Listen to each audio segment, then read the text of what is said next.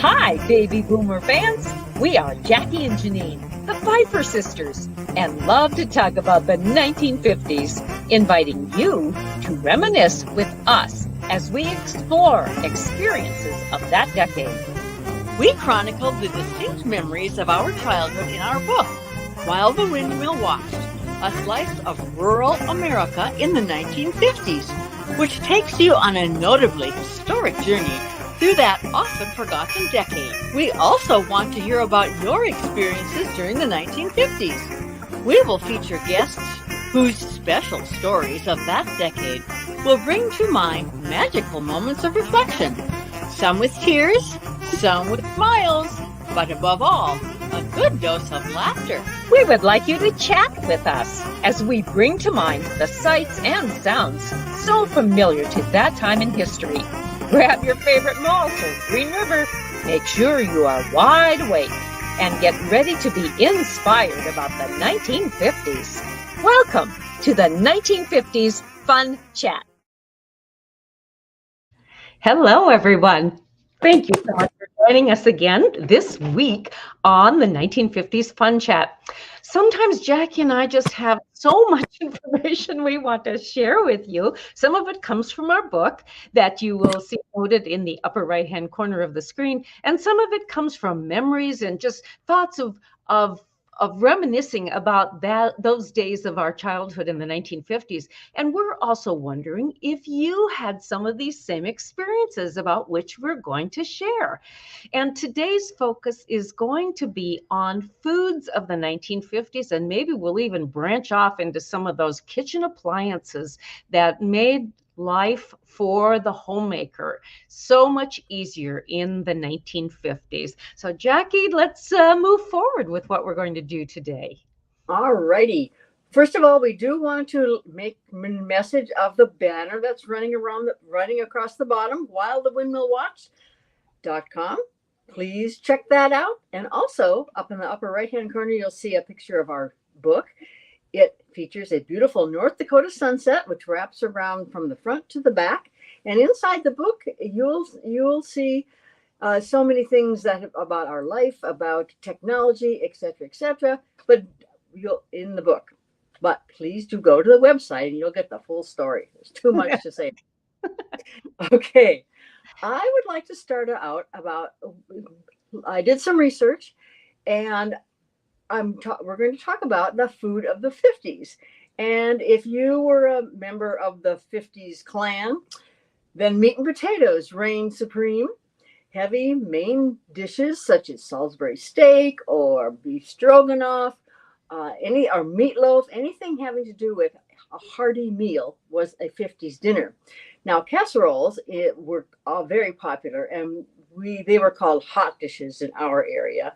So mom would often make hot dish with a basic of hamburger, tomato soup or mushroom soup.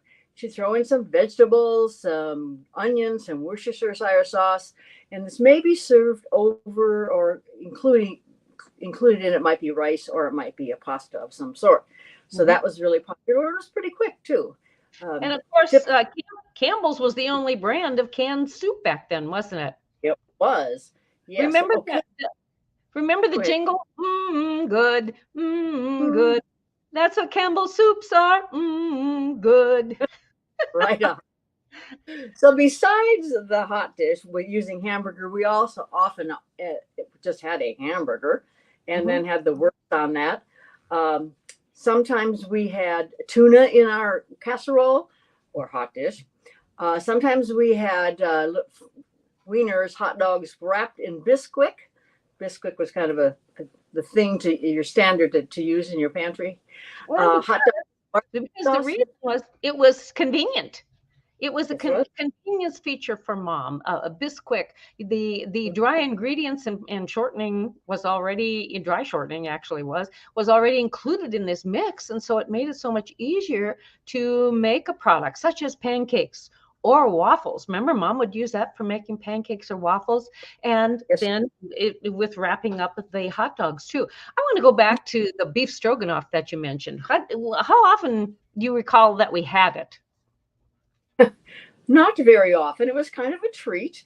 And I Mhm. don't know if sour cream was expensive or was it just the idea of maybe it took a little bit longer, but then that would be served over rice or noodles as well. So what Would about you? What do you remember? Did mom purchase sour cream? Was there purchased sour cream then you recall, or did she have cream that she soured with vinegar? I can't remember that. Okay. I don't.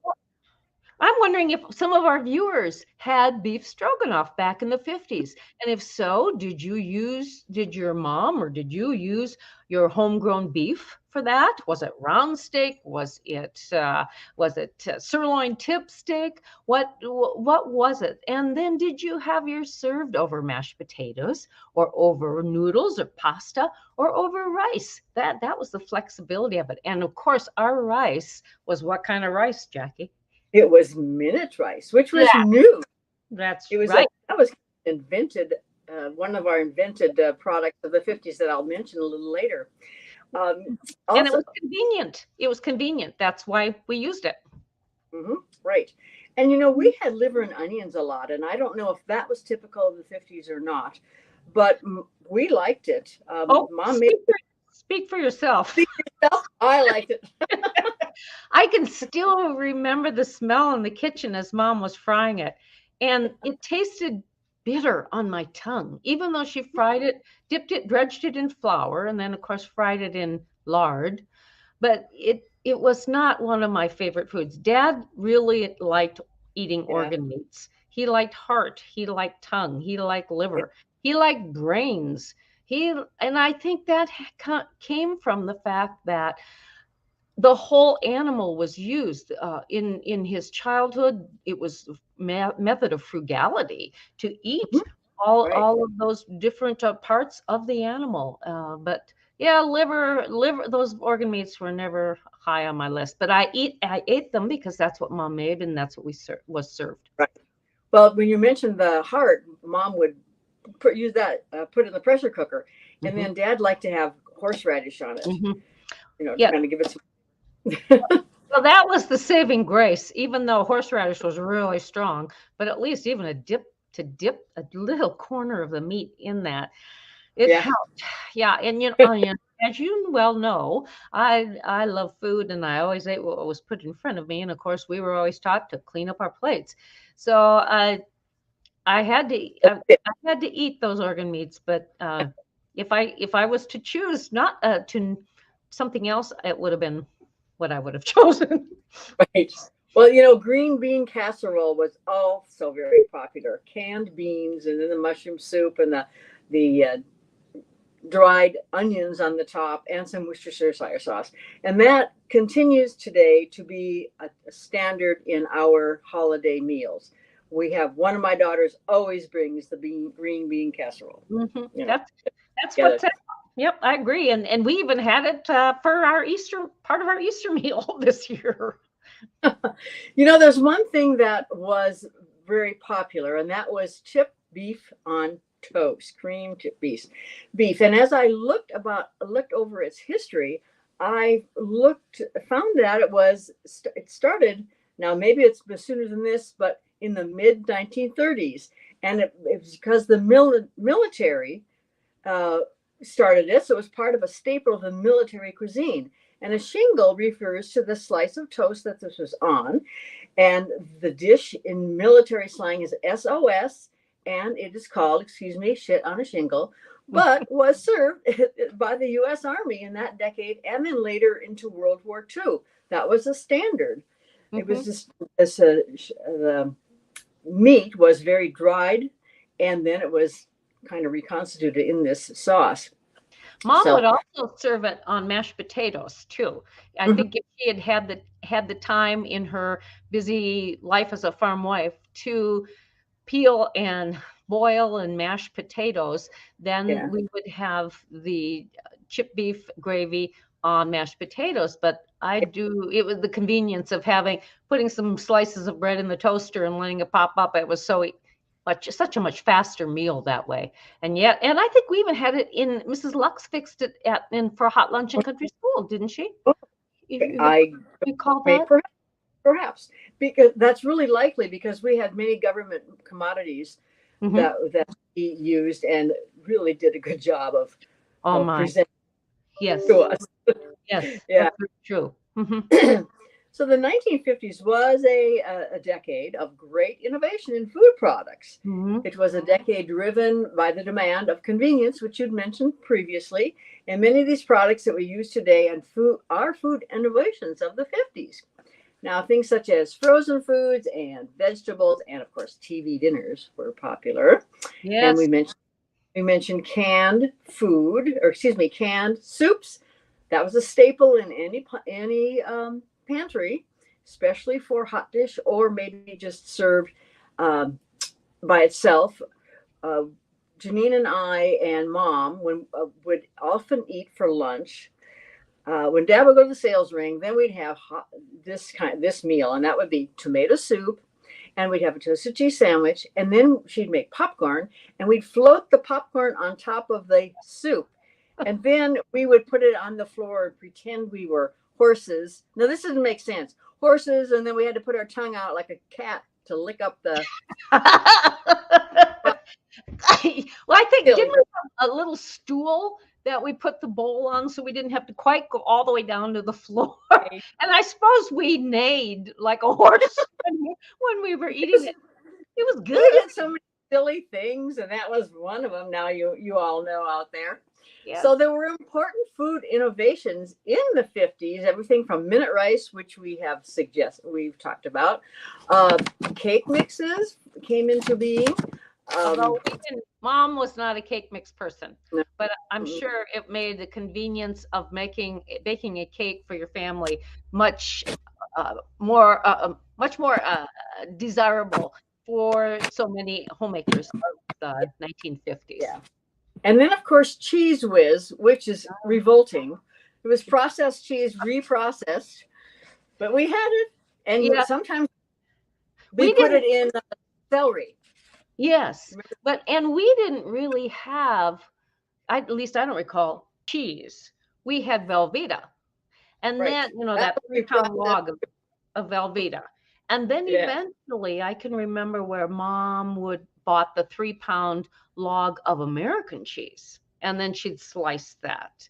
But to me, there was always wasn't there a lot of milk in American cheese? And it's certainly a different kind of cheese than what we know today and what our family enjoys today. Right. It wasn't pure cheese. It was not like sharp cheddar now. So I'd like to go back to when you talked about frozen TV dinners. And if I recall correctly, there was no dessert included in Swanson's TV dinners at that time. It was usually a meat event. Okay, go ahead. It was usually a protein, a pasta starch of some sort, and probably a cooked vegetable. Right. All in this nice little compartmentalized tin flat container that you could pop in the oven. And oh my, wasn't that a fast way to cook a meal? And interestingly, that convenience food truly changed our method and our way of eating our evening meal, which we called supper. We'd set up the card table in the living room, and then we would have our evening meal in there. And of course, we'd watch TV. That's what you did when you ate TV dinners. But it became a cultural change, because from then on, even when Mom cooked a homemade meal, we continued to sit at the card table and watch TV as we ate it. So it's interesting how different food products really attributed and contributed to the way of life and the beginning of the growth of convenience cooking and convenience dining, you might say. Now you mentioned dessert, and Swanson put dessert in 1960, and it was either an apple cobbler sort of thing, lots of sugar probably, and then the brownie. Those are their two that they had. But before that,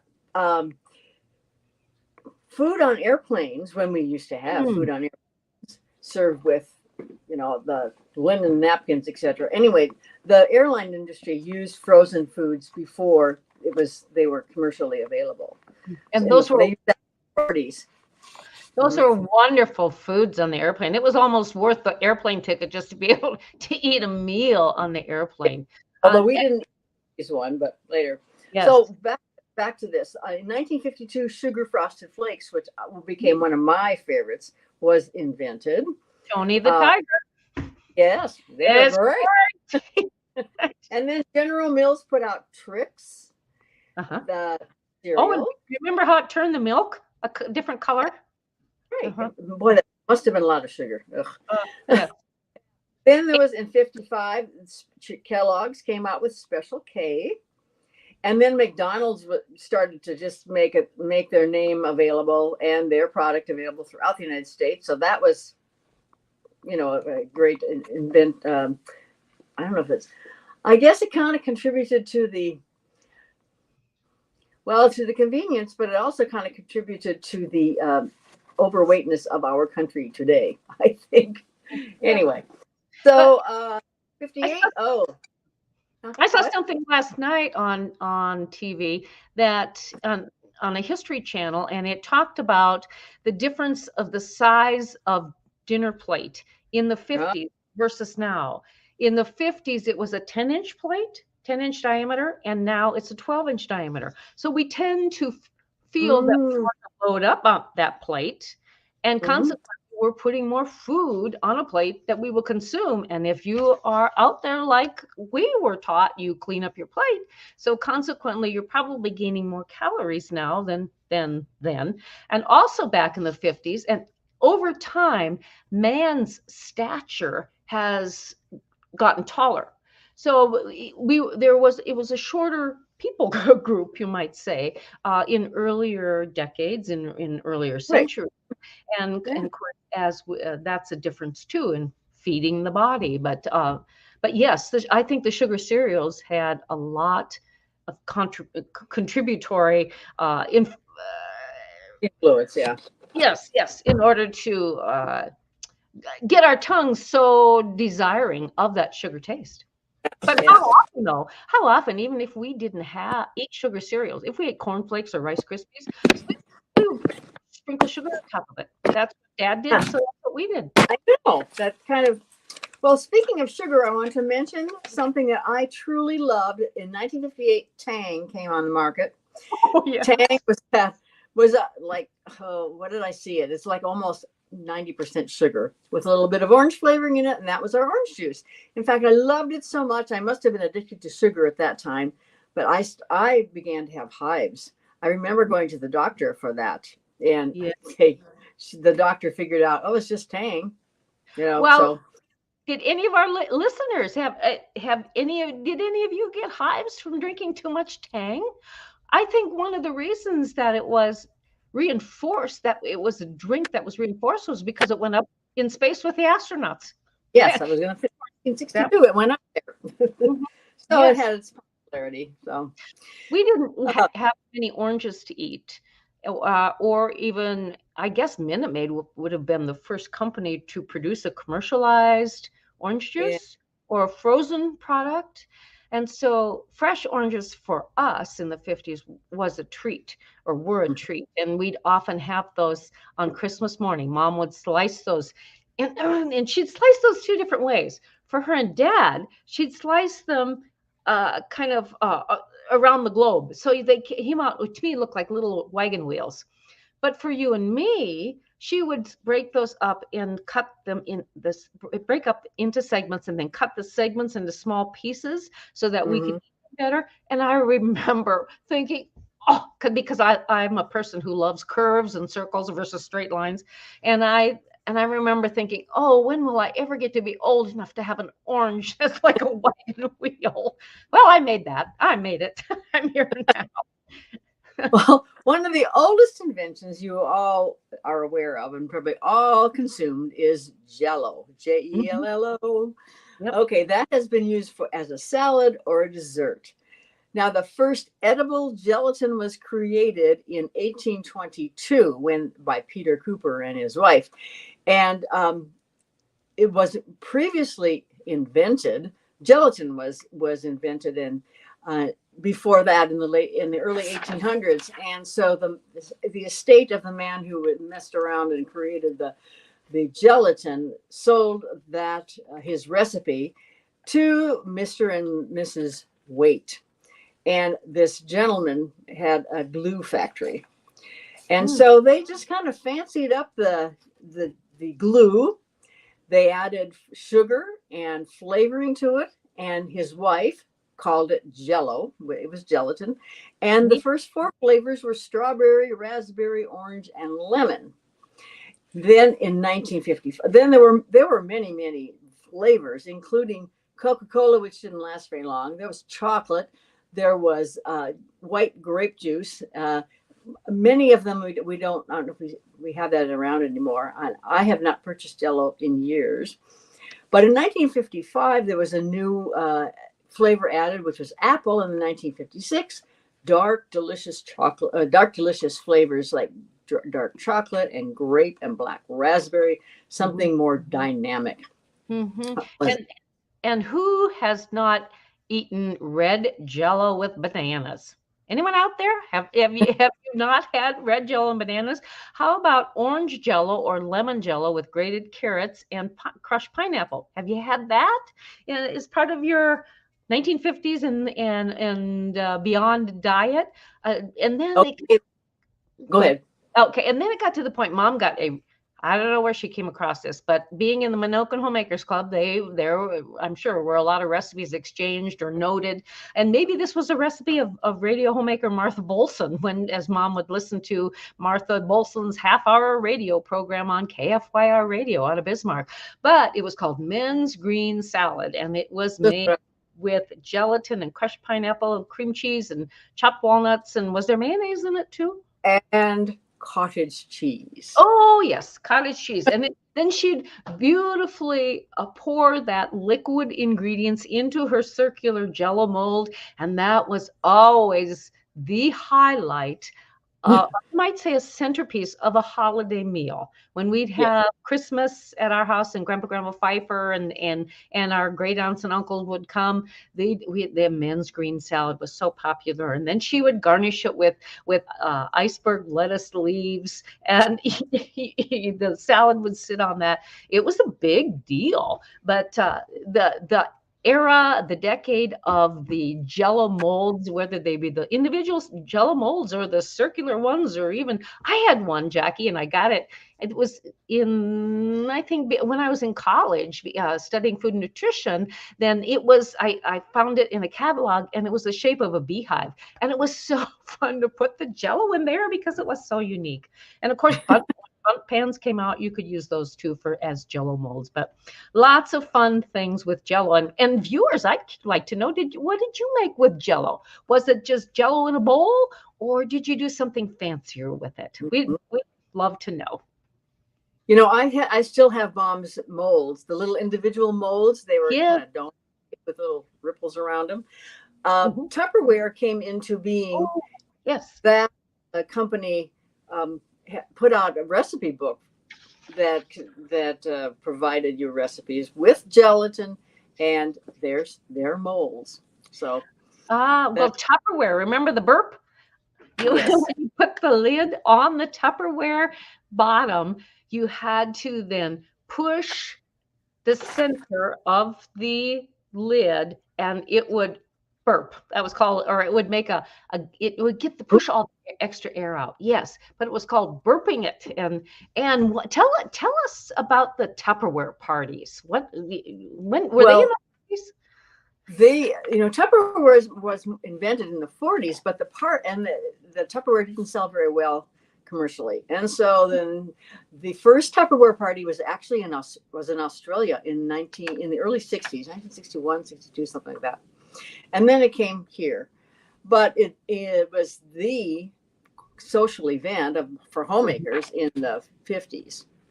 Get together and then the person would demonstrate, and then she'd serve foods using those Tupperware products, and you just have a nice little social thing. Do you recall any of the Tupperware products that Mom had purchased and used? Oh yes, and I have many of them. because they still work. You know, Sure. the bowl set and the storage for cakes and for pies and what else do I have? Oh, different sizes. I have an 8.5 by 10. I have an 8.5 by 10 and an 11 by 11, and then a bigger one. And they still work. And you know, they're lifetime guarantee. So if you happen to move, they are, yeah. So you can if you miss a cover, maybe it goes missing, or you know, it melts in the dishwasher, you can get that replaced. And I have done that. So you need to call somebody locally, you know. It used to be in one of our malls, there was a kiosk, a Tupperware kiosk. Oh, okay. Didn't the chemical makeup of Tupperware change over the years? What I recall, it was maybe, especially the lids were a little softer. I'm going to call it plastic product. And then as the years kind of went along, I can recall having a set of Tupperware canisters when I graduated from college in 1972.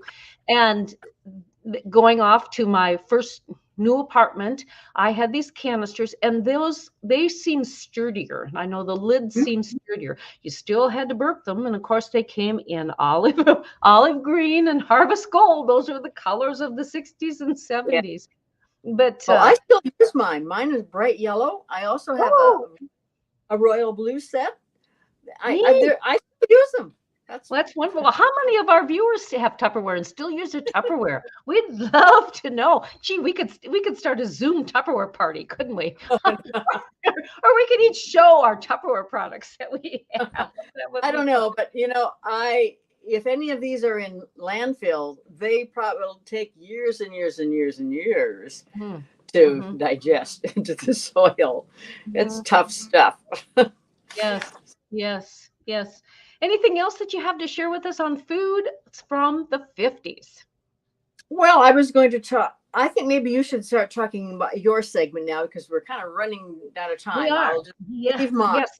We've had so much fun talking about foods, but you know, folks, those foods had to be prepared somehow. And in the kitchen, those magnificent appliances, those larger appliances, made life for the 50s homemaker so much more convenient. Think of going from an ice box to an electric refrigerator. And of course, at our farm on the prairie of North Dakota, we got electricity in 1949. And then the first refrigerator that Mom and Dad ever had, electric refrigerator, was a Kelvinator. And it was a one unit. It had one large door on the front, and you open that door, and in the top of that refrigerator was a little freezer, so we could freeze ice cubes and put a few foods in there to store in the freezer. And then the bottom half, well, I'd say bottom 2/3, of course, was a refrigeration unit. And you know what, Jackie, that is actually the first, that had such durability that when Fred and I got married, that was our first refrigerator in 1973. And we used it for a long time until we could no longer get a door seal for it. And then we had to, I was sad that we couldn't use that refrigerator anymore, because it kept the food so nice and cool and cold. So that's what I remember about refrigeration. Of course, in the 50s, Freon had been invented. Let me get my sheet out here. No, it was actually in the 30s. Freon had been invented, and it was considered a safer alternative to toxic gases previously used in vapor compression process. So I imagine there were some other motors used in the refrigeration, food refrigeration, but when it came time for electricity and using Freon, that's been the ticket. That was the ticket to have a beautiful new refrigerator in your kitchen in the 50s. And then, we never had the opportunity to have pink appliances. Do you remember anyone who had pink appliances? I mean, that was the color of the 50s. Cars or bathrooms or walls or clothing. But do you know why? Do you know why pink was? Why don't you share with our audience? Okay. We built a house in the early 50s, and Mom had pink and gray tile in the bathroom. And I always thought that was a weird combination. Later on in life, I found out that that was Mamie Eisenhower's favorite color combination, and she wore that a lot, pink and gray, and that's why the housewives decorated with pink and gray. And of course, Mamie Eisenhower was the first lady, so people, copied her ideas. She was a trendsetter in colors, you might say that way. The time, I watch what's called Me TV, or Fred and I do, and of course those are a lot of old programs. And Green Acres, if you remember that television program, in that god awful house on the set of Green Acres is the kitchen, and there were pink kitchen appliances, and same way with Mama's Family. If any of you watch Mama's Family in her kitchen, those were pink, and I think I would die to have those. They would be so fun to have. Different than the colors and the surfaces of appliances today, the front surfaces.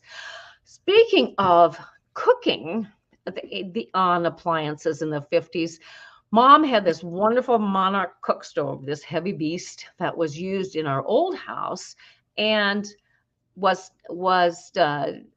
kindly put into the basement of our new house as it was being built. It was lowered into the basement before the flooring on the main floor was put in, and because it was so heavy. And I'm sure she was just tremendously happy to be moving to a gas-fired, propane-fired cooking stove. And so there was the Monarch gas stove that sat in our home for a while, and evidently it must have only been about 5 to 6 years, because this instance, Jackie, I mean, I think it speaks of what my future was to be in food preparation and food service. I was in first grade. This was in 1956, and we were dismissed from country school at noon because that evening was our Christmas program. With having that extra time in between, we could take a nap when we got home, we could take a bath, we could get our hair washed and get prepared for the Christmas program that night. When we got home from school, Jackie, that stove was gone. Mom had a new Monarch stove, or range, as some people call it, in the place of that old one. You know what, Jackie? I just cried because I missed that old stove. I mean, imagine, here I was 6 years old, probably never used it at all, but I was really attached to that thing. But for years and years and years, mom had that stove even after, the stove was still in the home, in our home in Menoken, even after she died, after Mom and Dad had died and someone else was renting our home. Well, wow, what a durable one. And so I had many opportunities to learn to cook on that stove and bake it in that oven. And it was a treasured appliance in our home. Do you have any special memories of that stove, Jackie? Nope, they're all yours. I never did feel emotionally attached to anything such as that. Okay. Well, all right. I mean, that's fine. Some people are, some people are not. So anyway, as time runs out here in our fun chat today, we're wrapping up the wonderful remembrances that we have of the foods and the kitchen appliances of the 1950s, and how that was a time for the American homemaker, and especially for what we were raised with on our farm, for the farm homemaker to maybe take a breath and say, I don't have to start supper at 4 o'clock. I can start it at 6 o'clock, or a lot of times we ate at 8:30 or 9 o'clock in the evening, because of the convenience of foods and because of the convenience of appliances. And of course, from then on, decades after, what we know today, some similarities, some differences, but all to put to good use in order to prepare food. So, Jackie, yeah, we have another fun chat coming up next week. We want to share with our guests. It'll be a great guest as well. Jackie and I like to kind of interject some of these fun memories that we have had from the 1950s and that we have shared in our book, While the Windmill Watched. And please go to that website because you can find out more about us. You can learn more where all the vendors are who sell our book. And if you even want to learn more about the 1950s fun chats, all these fun chats that we've had, this is number 35, Jackie, and we plan to keep going every week. And so they're all archived on our website. You can go there and click on them, enjoy your favorite one, and learn more about the 1950s. So Jackie, how do you think we should close this program? Well, I want to remind people that, we have a lot to say, So we give you the opportunity to Zoom with us. Your group, we've Zoomed with classes, with book clubs, with service organizations, a variety of groups. Go to the website; it'll see you there. But anyway, if you so desire, there's an opportunity for us to chat with you on Zoom. So yes. I do want to again remind people to look at that little banner that's going across the bottom. Don't forget to put the thumbs up and push this red subscribe button. And welcome. We're so glad that you have joined us, and do so again. Yes. So we look forward to seeing you next time. But until then, remember those great days of the 1950s of poodle skirts, of cool cars, and let me see, I think there was a malt shop in there too, and drive-ins. So see you next time. Bye-bye.